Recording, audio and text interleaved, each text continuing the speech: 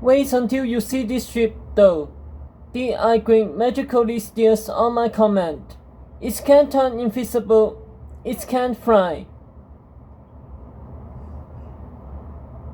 Throw on a bandana and a pair of breeches, and now you're Whiskey Woo, the pirate's queen. Sophie grumbled as they followed the Dauphin and the waitress upstairs, bypassing the party in Eiffel Hall. The Igreen, good lord, sounds like a prehistoric bird, or a splitting headache. Well, if we are together, I suppose I'll muddle through. Speaking of which, where's the other Evans? Merlin said you'd have a clue. Clue? Agatha said. No clue. I mean, William's on board, but he has been in his cabin seasick ever since we left. William? Sophie asked with keen interest. Hot screwed.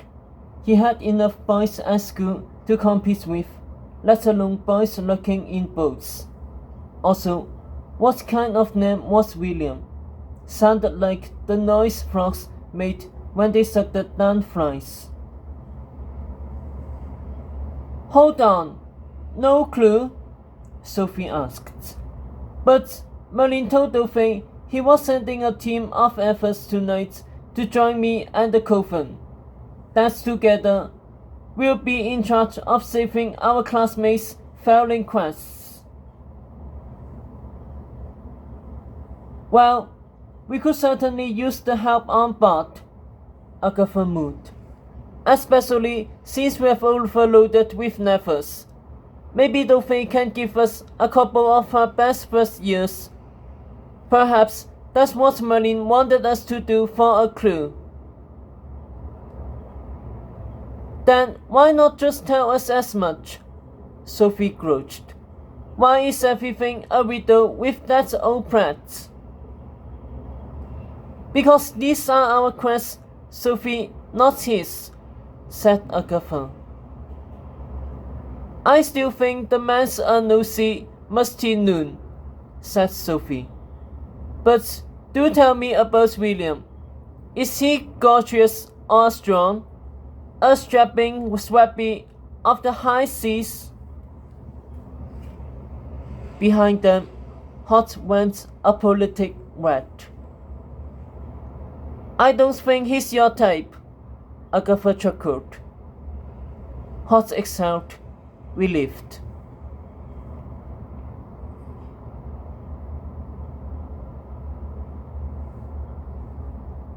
To be fair, no one thought Waffle was my type either, said Sophie as they reached the highest floor and followed the Dauphin and the waitress onto an outdoor catwalk.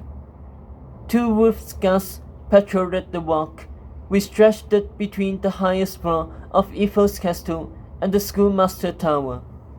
As she passed it, Sophie gave the guards an imperious smile and flicked the dust off the red and gold Sophie's waist sign, lit up and pointing towards the silver spire that divided the bay between good and evil. Now, Aggie, for the most important question of all, what do we do about this wedding of yours?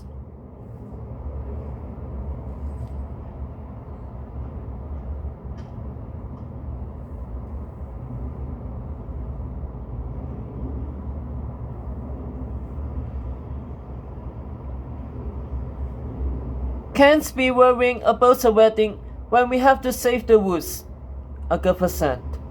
It would have been a challenge anyway. You would have had to plan the whole wedding from here at school. Camelot's castle is already a mess, and Tetros doesn't want you there romping around and causing more unhelpful. I see, Sophie said ugly. Afraid I might steal his crown?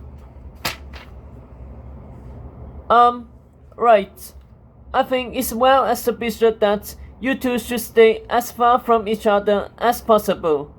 We'll get someone else to plan the wedding. Nonsense. I'll do it while we travel.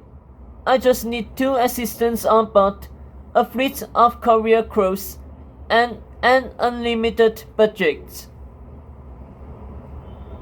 Camelot is bankrupt, Sophie.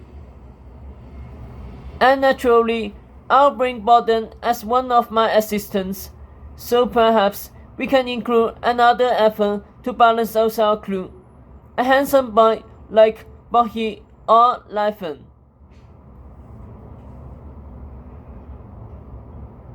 Wedding? Hot cried, interloping between the girls. 20 minutes ago, you said you were done with Agatha's wedding. That you never wanted to think about her and Tedros again. That you were throwing your own party because you were total over. Sophie thrust out her glowing finger and sipped his mouth with a spell. Stunned, Hot tried to yell through sealed lips to no avail. One of Lasso's best hazards, Sophie told Agatha. I've been reading her old spell books during my nightly baths. Agatha took a deep breath. Sorry, I didn't waste you all these months, Sophie, she said, nearing the schoolmaster tower. So much has happened since I left school. The Royal Watch certainly agrees, Sophie replied. Sophie! Darling, you weren't waiting me and I needed news of my best friends.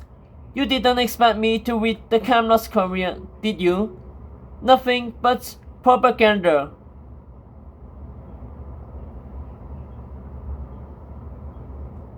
And the what is any better? A tabloid that said I cursed Tedros to fall in love with me and planned to slit his throat on our wedding night once I'm officially queen? Sophie snickered. And here I was feeling guilty I hadn't written you, Agatha said. Sophie threw an arm around her. Well, it doesn't matter now, does it? We are together again, and this time with those prints in our hair as we head off on the biggest adventure of our lives. Hot was grinding his teeth so loudly that the two girls gazed at each other. Is he really still there? Sophie murmured. Poor little weasel, Agatha said, pointing her glowing gold finger and unzipping his mouth. Hot exploded at Sophie. Adventure! Adventure! If you think you're going into the woods with her, then you have another thing coming.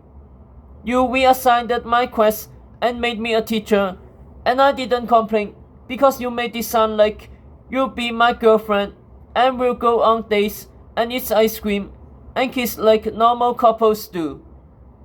And instead, you treat me like a servant, and now you're trying to abandon me at school and take skinny, stinky Borden.